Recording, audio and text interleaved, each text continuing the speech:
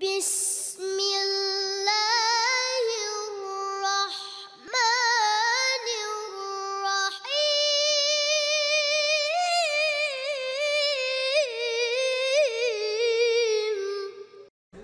আকবর রাদিয়াল্লাহু তাআলা এমন একজন ব্যক্তি, এমন একজন সাহাবায়ে রাসূল, যার জীবনী প্রায় আমরা সকলে কম বেশি,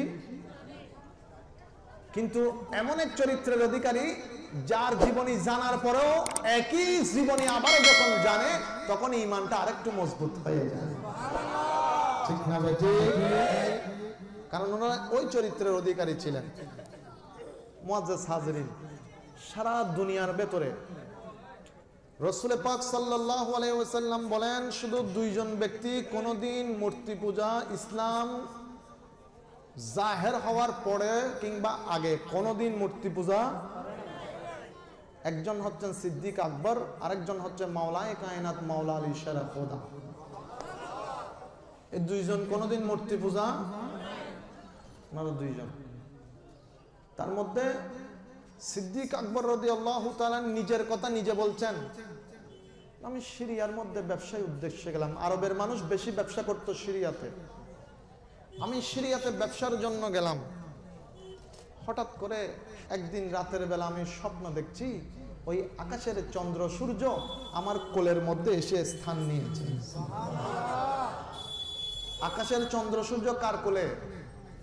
সিদ্দিক আকবরের। আল্লাহর নবীর সাহাবী হযরতে আবু বকর সিদ্দিক রাদিয়াল্লাহু তাআলা আনহু বলেন, আমি গভীর রজনীতে সিরিয়ার জমিনের মধ্যে একটা স্বপ্ন দেখে ফেললাম। ওই আকাশের চন্দ্র সূর্য আমার কোলের মধ্যে এসে গেছে। হঠাৎ করে চোখটা খুললাম, শরীরটা কাঁপতে শুরু করে দিল, আমার ভয় ভয় লাগতে শুরু করলো। এটা কেমন স্বপ্ন দেখলাম? কোনদিন তো এমন কোন স্বপ্ন আমি দেখি নাই, অথবা অন্য কেউ দেখেছে বলেও জানি না। হযরত সিদ্দিক আকবর বলে, আমি পেরেশান হয়ে গেলাম, মনে মনে ভয় করতে শুরু করলাম, না জানি কোন বিপদের সম্মুখীন আমি হতে যাচ্ছি। এই কথা বলে তিনি সকাল পর্যন্ত অপেক্ষা করলেন, কখন সকাল হবে আর এই স্বপ্নের তাবির তিনি কারো কাছ থেকে জেনে নেবেন। সিরিয়ার জমিনে যেদিন সকাল হয়ে গেল, সিদ্দিক আকবর তিনি ঘর থেকে বের হয়ে মানুষের কাছে কাছে জানতে চাইলেন স্বপ্নের তাবির কে দেয়, এমন গুরুত্বপূর্ণ ব্যক্তি কোথায় পাবে। যে কোনো একজন ব্যক্তি দেখায় দিলেন, একজন পাদ্রীকে দেখায় দিল, যেই পাদ্রীর কাছে তাওরাত কিতাবের আলম ছিল, ইনজিল কিতাবের আলম ছিল, জবুর কিতাবের আলম ছিল। সিদ্দিক আকবর ওই পাদ্রীর কাছে সামনে গিয়ে ডাক দিয়ে বলেন, ও দুনিয়ার পাদ্রী, আমি একটা বড় গভীর স্বপ্ন দেখে বেশি ভয় পেয়ে গেছি, আপনার কাছে আসলাম, আমাকে একটু তাবির বলে দেন। পাদ্রী বলেন, আপনার ওই স্বপ্নটা কি এমন স্বপ্ন দেখলেন যেই স্বপ্ন দেখে তো আপনি ভয় পেয়ে গেলেন? হযরতে সিদ্দিক আকবর বলেন, পাদ্রী সাহেব, গতকাল গভীর রজনীতে স্বপ্ন দেখলাম, ওই আকাশের চন্দ্র সূর্য আমার কোলের মধ্যে এসে গেছে। পাদ্রী একটা ডাক দিলেন, ও ভাই, তোমার নাম কি? আবু বকর। সিদ্দিক আকবর একটু অবাক হয়ে গেলেন, কারণ পাদ্রীকে এখনো পর্যন্ত তো আমি আমার নামটা বলি নাই, পাদ্রী সাহেব কেমন করে আমার নামটা জেনে গেল? এবার হযরতে সিদ্দিকের দিকে নজর করে পাদ্রী বললেন, তোমার নাম কি আবু বকর? বললেন, হ্যাঁ হ্যাঁ আমার নাম আবু বকর। বললেন, তোমার বাড়ি কি মক্কাতুল মুকাররমার মধ্যে? বলে, হ্যাঁ হ্যাঁ আমার বাড়ি মক্কাতুল মুকাররমার মধ্যে। সিদ্দিক আকবর বলেন, ও পাদ্রী, আমার পরিচয়, আমার নাম, আমার বাড়ির ঠিকানা আপনি কেমন করে জানলেন? পাদ্রী এবার তাওরাত কিতাব সামনে নিল, জবুর কিতাব সামনে নিল, ইনজিল কিতাব সামনে দিয়ে দেখায় দিয়ে বলতে লাগলো, আবু বকর, চোখ তুলে ভালো করে দেখো, এই তিনটা কিতাবের ভেতরে তোমার নাম লেখা আছে। তোমার নাম শুধু আমি জানি নয়, এই কিতাবগুলোর ভেতরে তোমার নাম। তুমি যে স্বপ্ন দেখে দিক বেদিক ছোটাছুটি করবে তাবির জানানোর জন্য, সেটাই কিতাবে দেওয়া আছে। সেজন্য আমি আজকে দীর্ঘ বছর ধরে অপেক্ষা আছি, কখন তুমি আসবে আর কখন আমি তোমাকে স্বপ্নের কথা বলে দেব। বলেন না সুবহানাল্লাহ। সিদ্দিক আকবর বলেন কেমন কথা, আমার ব্যাপারে কেমন কথা, 3টা কিতাবের ভেতরে আছে। পাদ্রী বলেন আবু বকর রে, দুনিয়ার জগতের শ্রেষ্ঠ রাসূলের আগমন হয়ে গেছে, তিনি মক্কা শরীফের মধ্যে আছেন। আবু বকর আর দেরি করো না, তাড়াতাড়ি ওই নবী মুস্তাফার কদমে চলে যাও, আল্লাহর নবী তোমার জন্য অপেক্ষা করতেছে। সিদ্দিক আকবর একটু চিন্তিত হয়ে গেলেন, বললেন আমার কথা যখন এই কিতাবে, আর নবীর কথা যে বলছেন ওই নবীকে আমি চিনতে পারি, ওনার সাথে আমার পরিচয়, ওনার সাথে আমার বন্ধুত্ব আগে থেকেই, সত্যি কি উনি নবী? পাদ্রী বললেন তিনি আখেরি নবী, আপনি তিনার প্রধান খলিফা হবেন। সিদ্দিক পেরেশান হয়ে গেলেন, হাই হাই এত দূরে অবস্থান করছি, কোথায় মক্কা শরীফ আর কোথায় আমি সিরিয়া।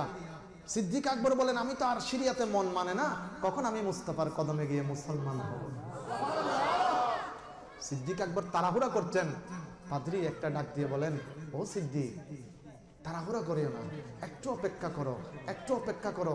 সিদ্দিক বলেন কেন অপেক্ষা করব, আমার তো তাড়াতাড়ি মক্কাতুল মুকাররমায় যেতে হবে, নবী মুস্তাফার কদম ধরতে হবে।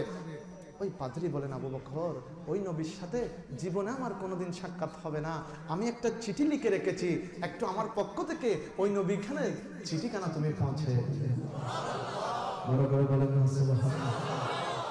সিদ্দিক আকবর রাদিয়াল্লাহু তাআলা মনে মনে বলছেন, সফরে থেকে মক্কা শরীফ যাচ্ছেন, মনে মনে বলছেন উনি তো নবী, আমি কিতাবগুলোতে দেখেছি, পাদ্রীও আমাকে বলে দিয়েছে, তবে আমি যখন নবীর সামনে যাব আমার মনটাকে একটু শান্ত করার জন্য জিজ্ঞেস করব, ও নবী আপনার কয়েকটা যদি মুজিজা আমার সামনে দেখিয়ে দিতেন। কারণ নবীর মুজিজা শুনতে যেমন মজা, সাহাবায়ে কেরামরা যারা দেখেছেন দেখতেও তেমন। কথা বলেন। সিদ্দিক যাচ্ছেন, মনে মনে চিন্তা, আমি মুজিজা দেখব, আমি মুজিজা দেখব। আল্লাহর নবী মক্কাতুল মুকাররমায় অপেক্ষমান। সিদ্দিক আকবর সফর শেষ করে খুব তাড়াতাড়ি ব্যবসা বাণিজ্য গুছিয়ে যখন নবীর কদম বরাবর গিয়ে সামনে উপস্থিত হতে লাগলেন, আমার নবী দেখছেন আবু বকর আসতেছে, আমার নবী দাঁড়িয়ে রইলেন, আর নবুয়তের 2টা হাত নবী বাড়িয়ে দিয়ে বললেন আবু বকর তাড়াতাড়ি মুস্তাফার বুকের মধ্যে আসো, আল্লাহর নবী তোমার জন্য অপেক্ষা করতেছি। সিদ্দিক আকবর সামনে দাঁড়ালেন, ও নবী আমার মনের মধ্যে বিন্দু মাত্র কোনো সন্দেহ নাই, তবে আমার মনটা বলছে আমি তো মুসলমান হয়ে যাব, তবে এর আগে যদি আপনার নূরানি কোন একটা মুজিজা আমি দেখতাম আমার মনটা বড় শান্ত হয়ে যেত। বড় করে বলেন না সুবহানাল্লাহ। সিদ্দিক বলেন ইয়া রাসূলুল্লাহ একটা যদি মুজিজা দেখিয়ে দিতেন আমি আবু বকরের মনটা শান্ত হয়ে যেত। আমার দয়াল নবী বলেন আবু বকর রে রাসূলের মুজিজা দেখতে বেশি মন চায়, বলে ইয়া রাসূলুল্লাহ দেখতে পারলে মন শান্ত হয়ে যায়, মনটা যে ছটফট করছে যদি একটা মুজিজা দেখতাম এই মনটা বড় শান্ত হয়ে যেত। আল্লাহর নবী এবার মুস্কি হাসি দিয়ে বললেন আবু বকর ওই সিরিয়ার জমিনের মধ্যে স্বপ্ন দেখে এত ভয় কেন পেয়েছো, রাতে তার ঘুমাতে পারলে না, শরীরটা কম্পন কেন করেছে?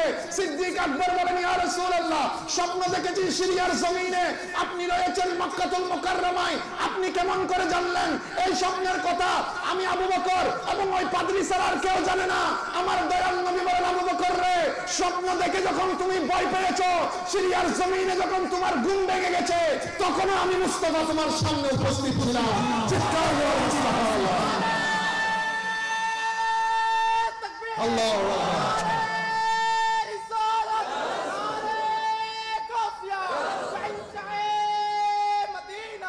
আমার নবী দেখে কি দেখে না? এই আওয়াজ হবে না বাবা, বড় করে বলেন দেখে কি দেখে না, শুনে কি শুনে না, জানে কি জানে না, পারে কি পারে না? ক্ষমতা দেওয়ার মালিক, আওয়াজ দিয়ে বলেন ক্ষমতা দেওয়ার মালিক। জগ মে যাব রে মোহাম্মদ ইসলাম জিন্দা हो गए, जग में जब इस्लाम जिंदा वो तने सब कलमा पढ़ा है, काफिर मुसलमान हो गए। जग में जब आए मोहम्मद इस्लाम जिंदा गए। सलातुया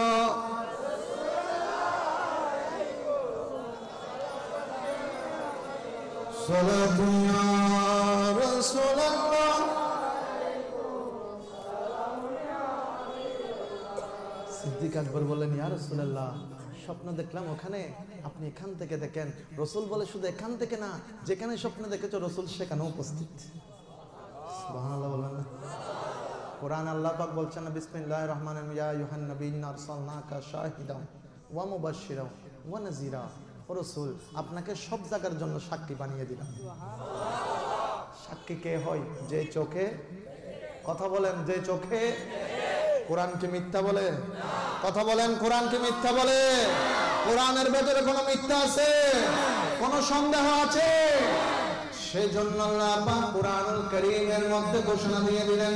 বাবারা ভাইরা জবানটা খুলে বলেন, আউযু বিল্লাহি মিনাশ শাইতানির বিসমিল্লাহির রহমানির যালিকাল কিতাবু লা রাইবা ফীহি হুদাল লিল মুত্তাকিন।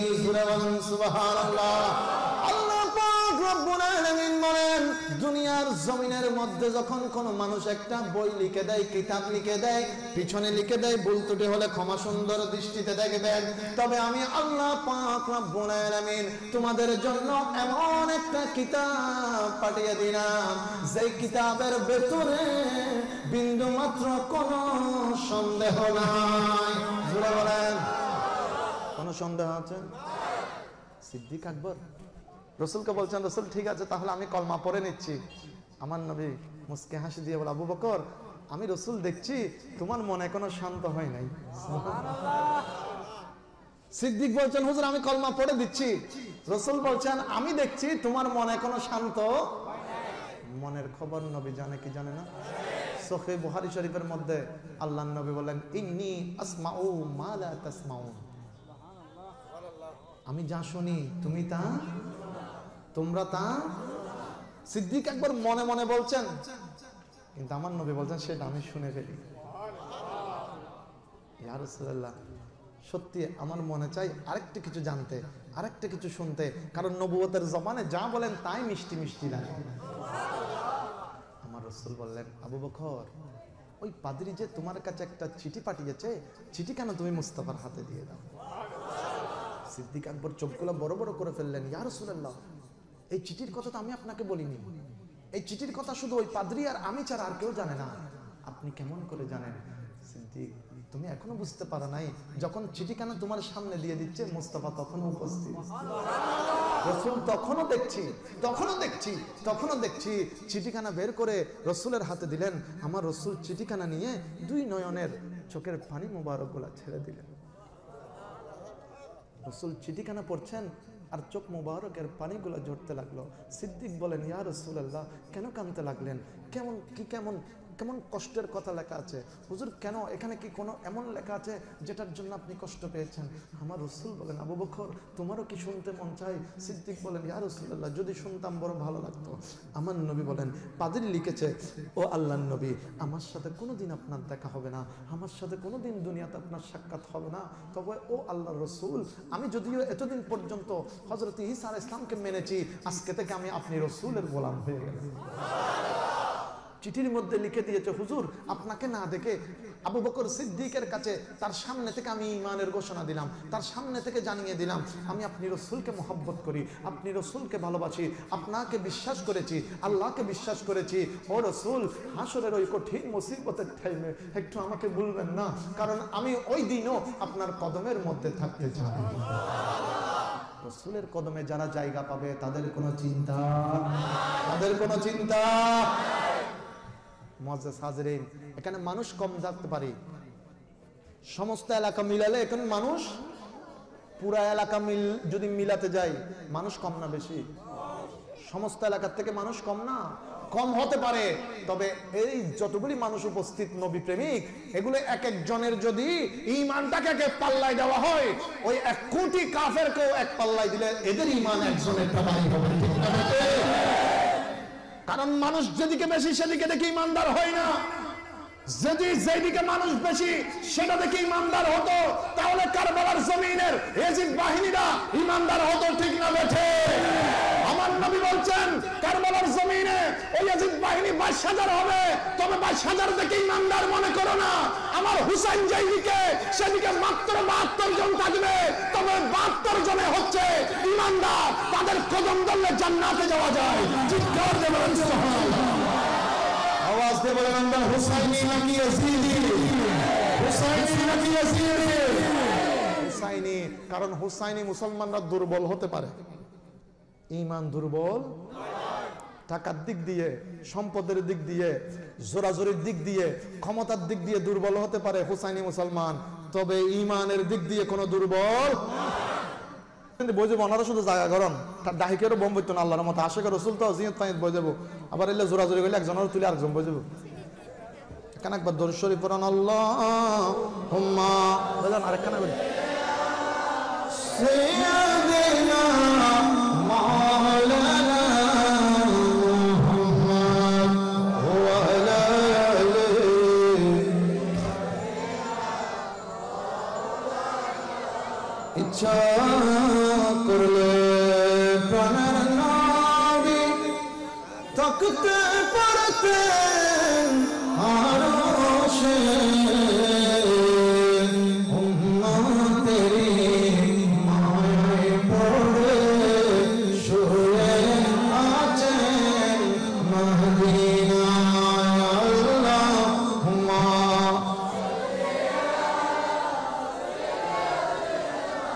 মাওলানা মুহাম্মদ ওয়া আলা আলিহি।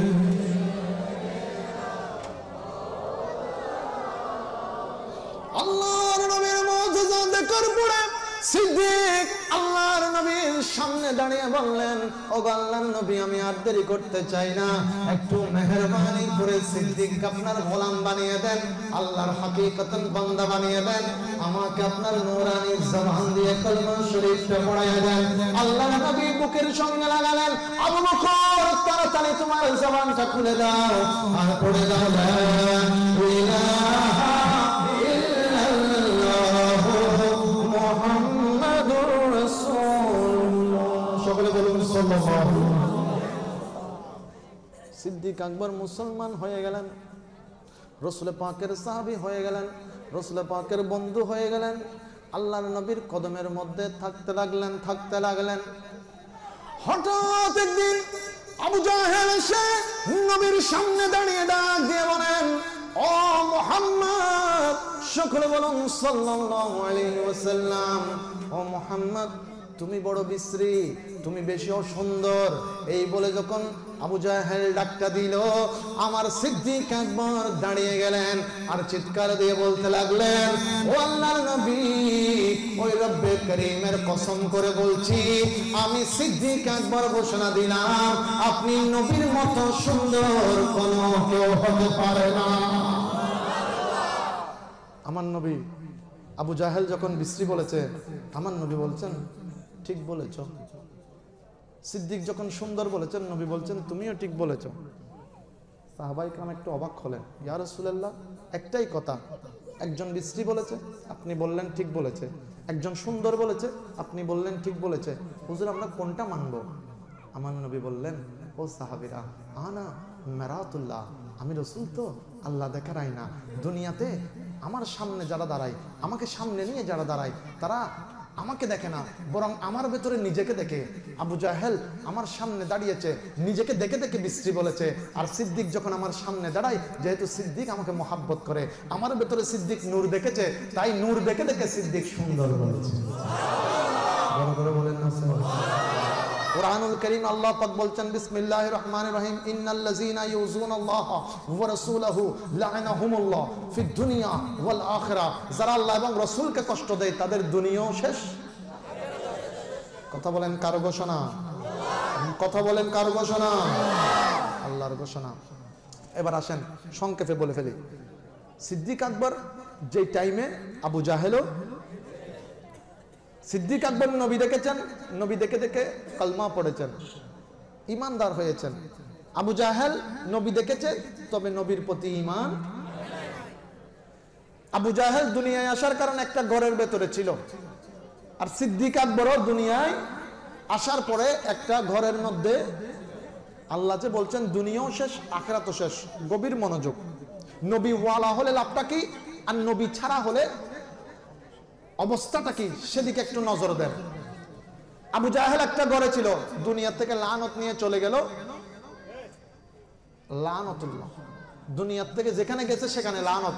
তো যে ঘরে ছিল এই ঘরটা বর্তমানে কি অবস্থা আছে? কথা বলেন। মুরব্বী বাবা গেছেন তো অনেকে, কি হিসেবে? টয়লেট হিসেবে। লাভ দেখবে টয়লেট কেউ নুনে হনোদিন না, টয়লেট হিসেবে আছে। আশেকে রসুলরা এখনো যারা মক্কা শরীফে যায়, তারা হাজত আসলে নিজেদের ওই রুমগুলোতে না করে তারা আবু জাহেলের ঘরে চলে যায়। আমাদের সাথে একটা রাঙ্গুনিয়ার খুব বয়স্ক মুরব্বী বাবা গেছিলেন। একদিন দেখলাম চাচা খুব তাড়াহুড়া করে কাপড় চোপড় পরছেন। তা আমি জিজ্ঞেস করলাম, যেটা কি অসুবিধা হই না, এলে করি তাড়াহুড়া করে হন্ডে যাবে? এখানে হাজতের শীতে, হাজতের শীতে প্রস্তাব কিংবা পায়খানার হাজত এসেছে। এমন চাচা রুম তো আছে, রুমের ভিতর বাথরুম আছে, এন্ডে করার না, হস্ত্র ফিনি দূরে দূরে হন্ডে যাবেন। বাজি এখানে নিয়ত করে এসেছিলাম দে, আল্লাহ যতদিন মক্কা শরীফ রাহিবু উঠে বলান নবীরে বেশি হস্ত দিয়ে, যতদিন আর এন্ডে প্রস্তাব পায়খানাবো ব্যাকিনিতের গরব তো যাই জন্য আশেকে রসুলের হতা। তাহলে আবু জাহেলের গরিয়ান বর্তমানে বাথরুম। বর্তমানে এবার গভীর মনোযোগ দেন। যে নবী ছাড়া হয়ে গেছে, নবীকে মহব্বত করতে পারে নাই, নবীকে ভালোবাসতে পারে নাই, নবীর হতে পারে নাই, তার ঘরটাও লানত হয়ে গেল। সেও দুনিয়ার থেকে লানত নিয়ে চলে গেল, তার ঘরটাও লানত হয়ে গেল। এবার আমরা চিন্তায় মগ্ন হলাম। ও সিদ্দিক আকবর রাদিয়াল্লাহু তাআলা, আবু জাহেল যখন ছিল আপনিও তখন ছিলেন। আবু জাহেল যেমন ঘরে ছিল আপনারও তো একটা ঘর আছে। হুজুর আবু জাহেলের ঘরটা বর্তমানে লানত হয়ে গেছে, বাথরুম হয়ে গেছে। ও সিদ্দিক আকবর, আপনি তো নবী চিনেছেন, নবী দেখেছেন, নবীর গোলাম হয়েছেন, আপনার ঘরের কি অবস্থা? সিদ্দিক বলেন, মক্কাতুল মুকাররমায় মিসফাল আর জমিনের দিকে নজর দাও। আমি আবু বকর সিদ্দিক নবী ওয়ালা, আমি আবু বকর সিদ্দিক নবীর গোলাম হয়েছি, নবীকে চিনতে পেরেছি, নবীর আশিক হয়েছি, নবীর প্রেমিক হয়েছি। যেই ঘরে দুনিয়ায় ছিলাম, আমি দুনিয়ার থেকে যাওয়ার পরে আল্লাহর পক্ষ থেকে ওই ঘরটা বর্তমানে মসজিদে হয়ে গেছে। চিৎকার দিয়ে বলেন সুবহানাল্লাহ। নবীওয়ালা হলে দাম আছে না নাই? কথা বলেন আছে না নাই? এবার হাত তুলে বলেন আমরা নবীর পবিত্র নবী বলছে, পক্ষে নবী বলছে প্রিয় মুহাম্মদ এলোর দুনিয়া হে শাহাদাত আকাশ বাতাস দেবী যদি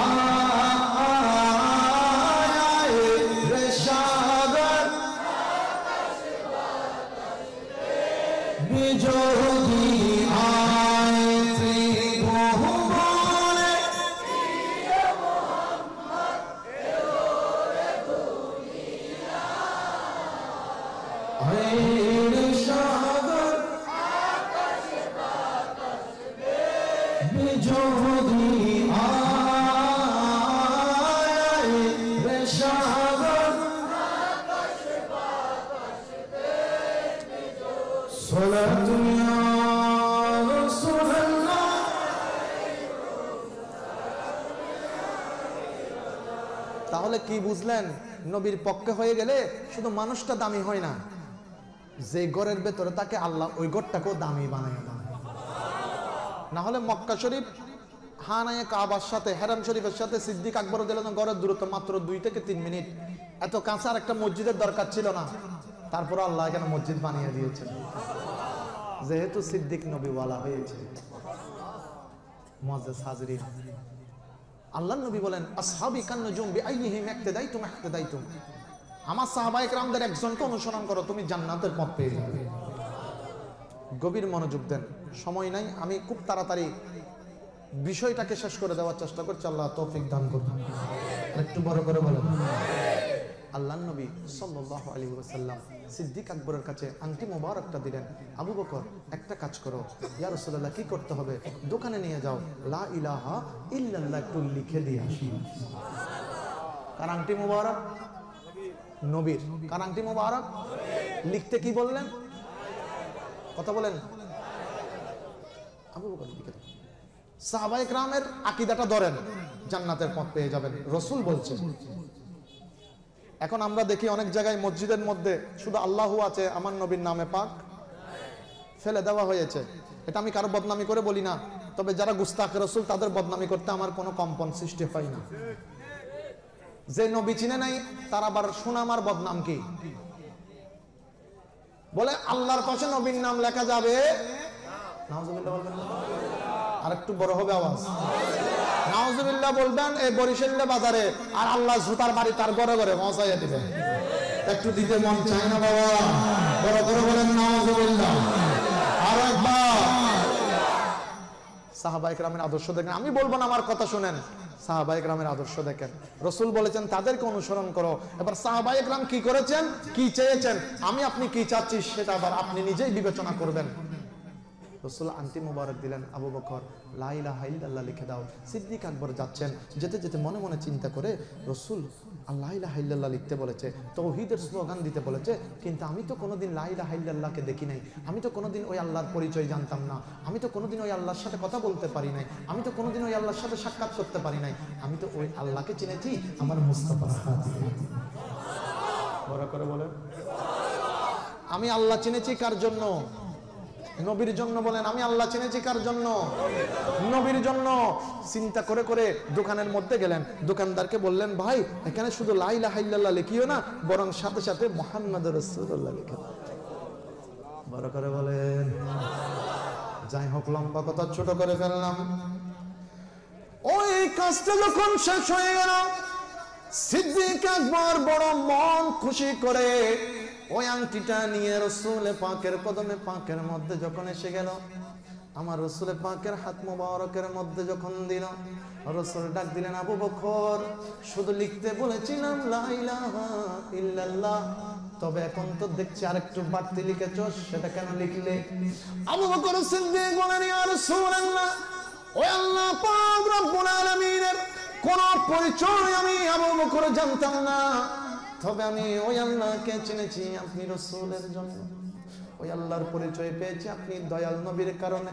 হুজুর তাই শুধু আল্লাহর নাম রিসালাত তাওহীদের নামটা থাকবে আমার পছন্দ লাগে নাই, যে আল্লাহর বন্ধুকে আমি আল্লাহ থেকে জুদা করি নাই, ওই আল্লাহর নামের সাথে সাথে আমি আপনি দয়াল নবীর নামটা লিখতে বলেছি।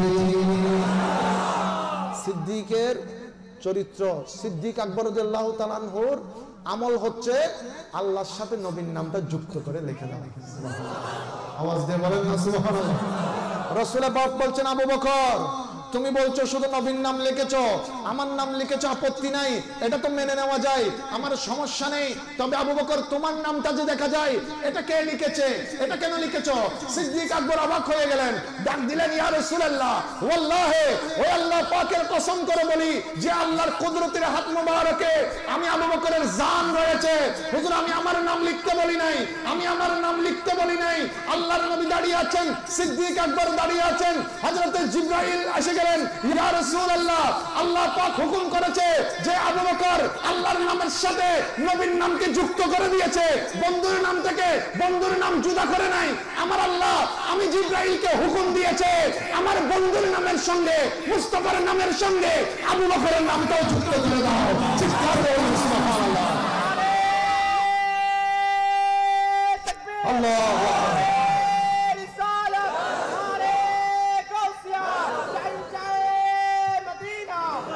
বাবারা ভাইরা কি বুঝলেন? নবীর সাথে আল্লাহকে যুক্ত করে দেওয়া মানে আমরা কোনোদিন কি নবীকে আল্লাহ বলেছি? কথা বলেন, কোনোদিন বলেছি?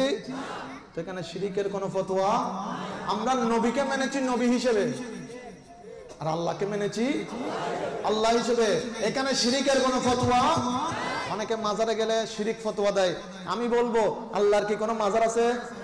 আল্লাহর কোনো মাজার আছে? আল্লাহর যদি মাজার না থাকে তাহলে দুনিয়ার যে কোনো মাজারে যান, কোনোদিন শিরিক হবে না। মাজার না থাকলে আবার শিরিক কেমনে হবে? আল্লাহর কি আমাদের মতো করে কোনো হাত আছে, শরীর আছে? যা আছে সব কুদরতের বলতে হবে, যা আছে সব কুদরতের। আমার মতো আপনার মতো বলা যাবে? তো সুতরাং যার কোনো মাজার নাই তিনি তো আল্লাহ, সুতরাং যার মাজার আছে তিনি আল্লাহ।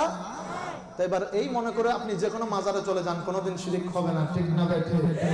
আমরা এখান থেকে শিক্ষা নিতে পারি আল্লাহর নাম থেকে নবীর নামকে জুদা না করা, এটা সিদ্দিক আকবরের সুন্নাত। বরাবর বলুন সুবহানাল্লাহ, আওয়াজে বলুন না সুবহানাল্লাহ। মারহাবা মারহাবা নূর নবীজি, মারহাবা মারহাবা মারহাবা জিন্দা নবী, মারহাবা মারহাবা মারহাবা প্রাণের নবী, মারহাবা মারহাবা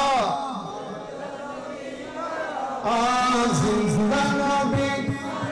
বড় সূর্যের তাপ পড়িবে হাসরের দিনে, আপনি দিনে আমাদেরকে ছায়া দিবে। নবীর কদমে ছায়া লাগবে কি লাগবে না? নবীর কদমে যারা ছায়া পাবে তাদের কোনো চিন্তা থাকবে? বড় সূর্যের তাপ পড়িবে হাসরের দিনে, আপনি দিনে আমাদেরকে ছায়া দিবে। উম্মতেরি কান্ডারি, উম্মতেরি কান্ডারি নবী মুস্তাফা, মারহাবা মারহাবা জিন্দা নবী, মারহাবা মারহাবা মারহাবা দয়াল নবী, মারহাবা মারহাবা সালাত দুনিয়া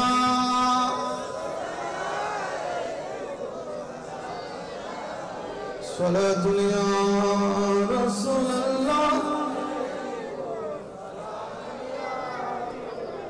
মুআজ্জাজ হাজিরিন, সিদ্দিক আকবর নবীর কেমন প্রেমিক, আবু জাহেল নবীকে কেমন কষ্ট দিলেন।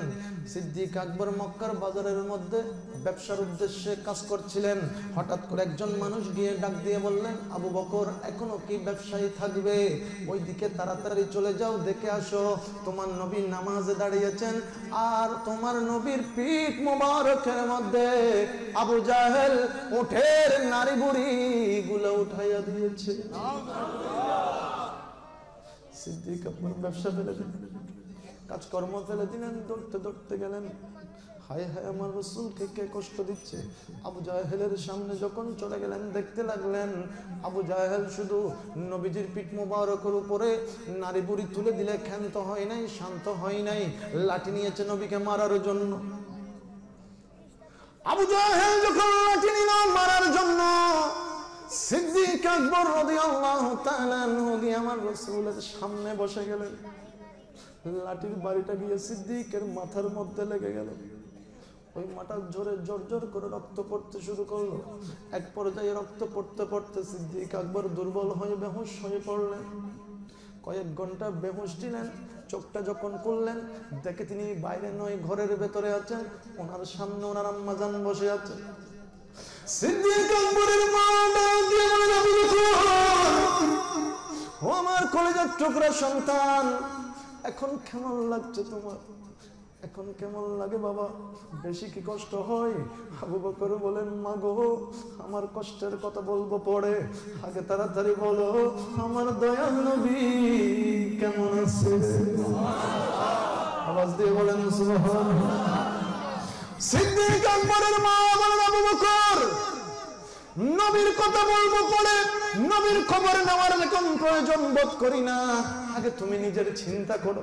ও সন্তানদের তোকে একটা ডাক্তার দেখা হবে, হাকিম দেখাতে হবে, কবিরাজ দেখাতে হবে, শরীরটা মাথাটা ফেটে গিয়েছে, রক্ত অনেক ঝরেছে, বিশ্রাম নিতে হবে। আবু বকর বলেন, মা, দুনিয়ার জমিনে তোমার আবু করে কোনো অসুখ নাই, অসুখ নাই, সুগন্ধ মাত্র সুর। মাগো আমি ওই দয়াল নবীর প্রেমের সুর। আওয়াজ দিয়ে বলেন সুবহানাল্লাহ। মেরে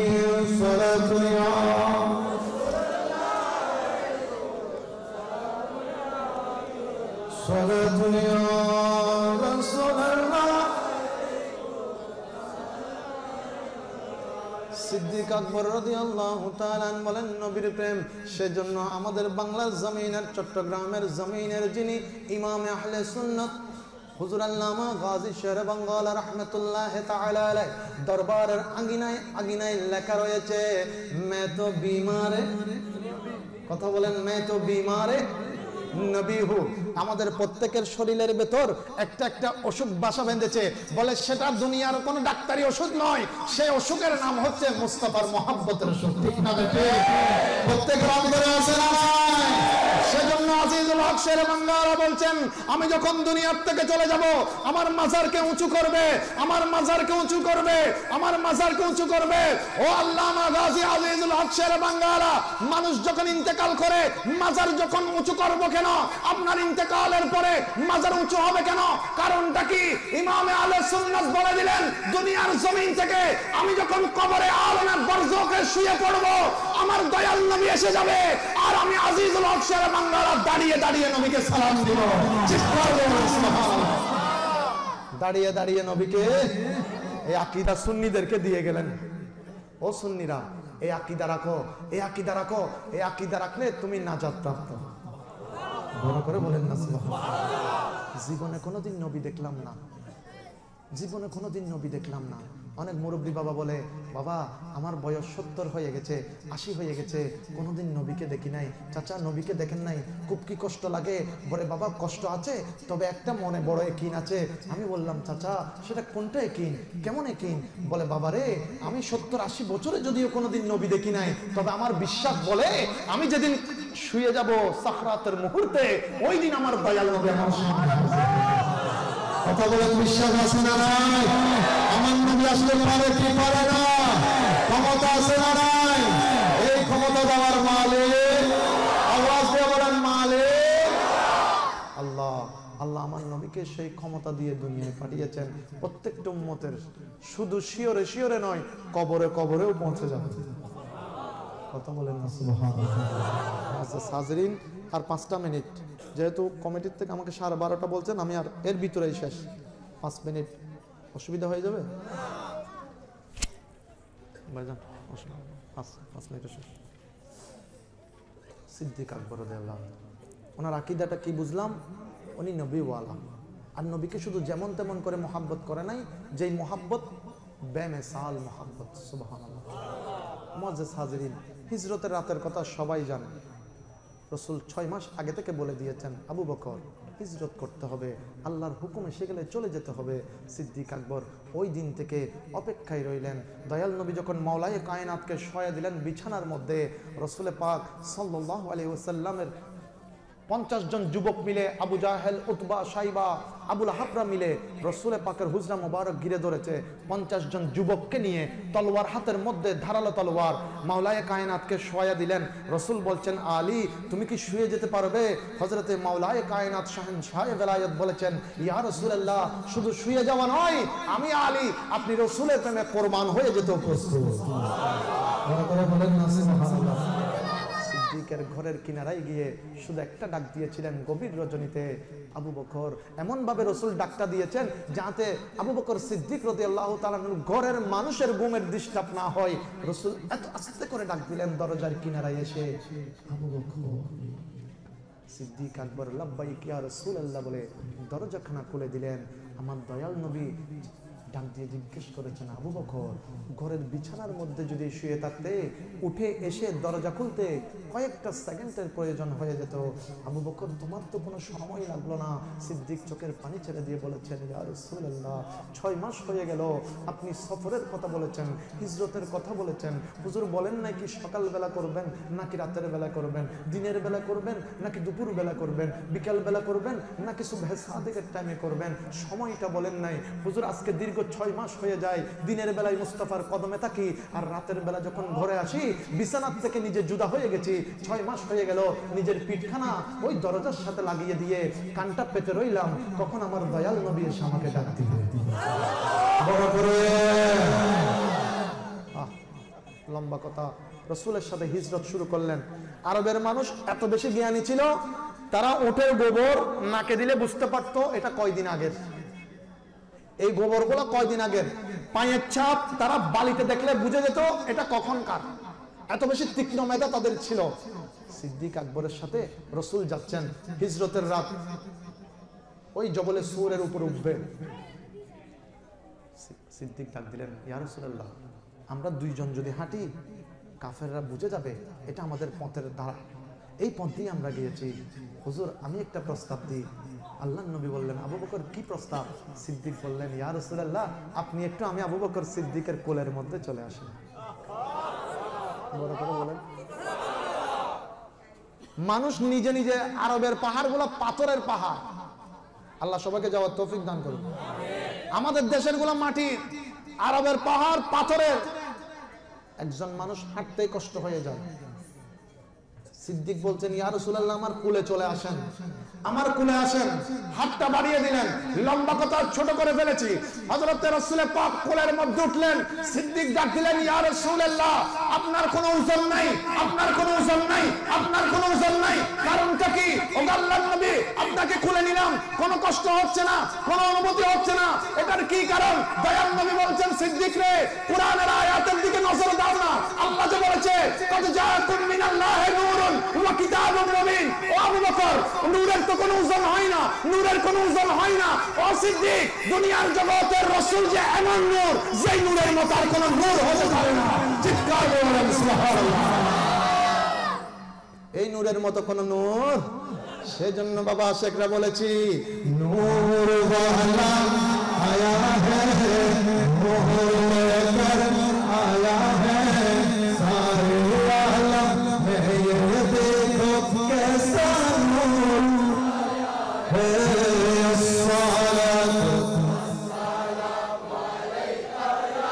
रसूलुल्लाह सलातु जब तलक ये चांद तारे झिलमिलाते जाएंगे, तब तलक जश्ने विलादत हम मनाते जाएंगे। नूर वाला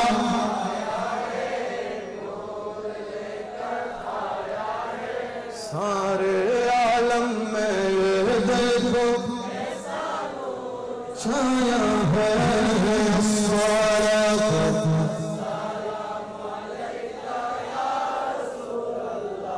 अस्सलातु वस्सलामु अलैका। মুআজ্জাজ হাজিরিন, আমার আলোচনা আপাততর জন্য আজকের জন্য শেষ করে দিচ্ছি।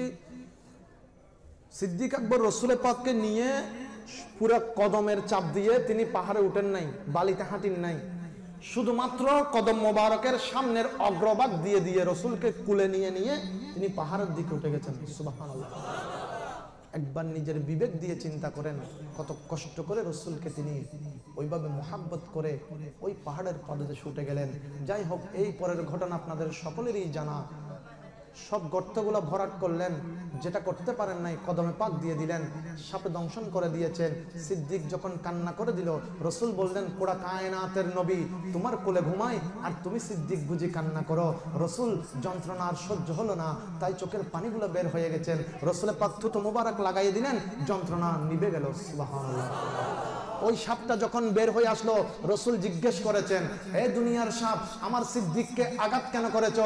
আল্লাহ পাক সাপের জবান খুলে দিয়েছেন, আর সাপের জবান দিয়ে সাপ বলতে লাগলো, হুজুর, সিদ্দিক আপনার মহাব্বতে পড়ে ওই গর্তের ভেতরে কদম দিয়ে রেখেছে, আর আমি সাপটাও আপনার মহাব্বতে পড়ে সিদ্দিককে দংশন করে দিয়েছি। দুটোটা ছিল মহাব্বতের মামলা, দুটোটা ছিল মহাব্বত। আল্লাহর নবী বলছেন, কেমন মহাব্বত? বলে, ইয়া রাসূলুল্লাহ, আমি এখনের কোন সাপ নয়, মুসা কালিমুল্লাহ আলাইহিস সালামের জামানার সাপ। মুসা কালিমুল্লাহর একজন উম্মত তাওরাত কিতাবে যখন পড়ছিল, আল্লাহর নবী হিজরতের সময় গারে সুরের ভেতরে থাকবে, তখন আমি শুনেছিলাম, হুজুর আল্লাহর কাছে হায়াত চেয়েছি, আল্লাহ যেন 2500 বছর হায়াত লম্বা করে দেয়। সেদিন থেকে ওই পাহাড়ের মধ্যে বসে আছি, কখন মুস্তাফা আসবে আর চেহারা মোবারক খান আমি একবার দেখবো। একটু বড় করে বলেন সুবহানাল্লাহ। হুজুর, আমি মুহাব্বতের উপরে কদমে দংশন করেছি। আমার রসুল ওই সাপটার আর কোনো বিচার করেন নাই, কারণ মুহাব্বতের কোনো বিচার হতে পারে। আজকের মতো আলোচনা এখানে শেষ।